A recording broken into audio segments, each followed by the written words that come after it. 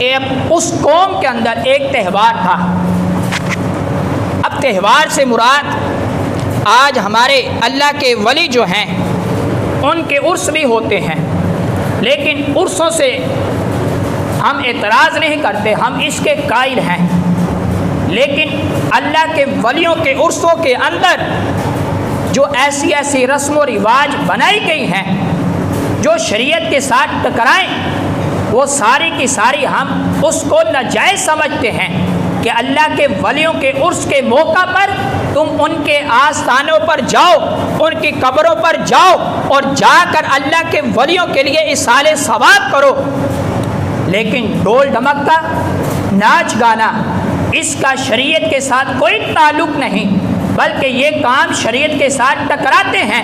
لہذا کام وہی جائز ہے جو شریعت کی حدود کے اندر ہو۔ اب اس قوم کے اندر کیا تھا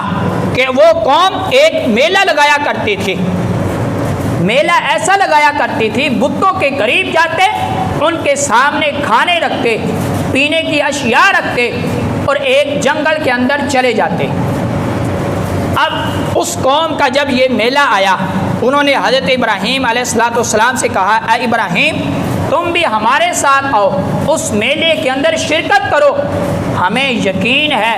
کہ جو تم رب کی توحید کا اعلان کر رہے ہو، تم اپنے دین کو چھوڑ کر ہمارے مذہب کے اندر آ جاؤ گے۔ اب قوم نے حضرت ابراہیم علیہ السلام کے سامنے جب یہ الفاظ کہے، اب قوم نے جب آپ کو کہا کہ آپ ہی ہمارے ساتھ آؤ، آپ نے آگے سے ہیلا بنایا۔ اب ان کے اندر یہ معاملہ تھا کہ حضرت ابراہیم علیہ السلام نے آسمان کی طرف دیکھا،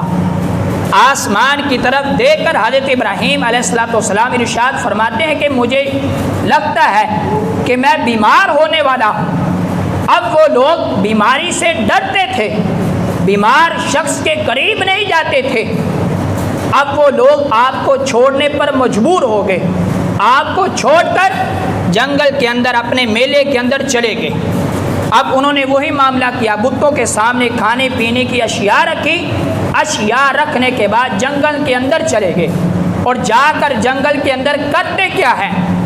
ناچ گانا، بیہودہ باتیں، بیہودہ حرکتیں۔ اب سارا دن وہ قوم اسی طرح اپنا دن گزارتی ہے، رات کے وقت اپنے بتوں کے پاس واپس آتی ہے۔ اب پیچھے سے حضرت ابراہیم علیہ السلام نے وہ معاملہ کیا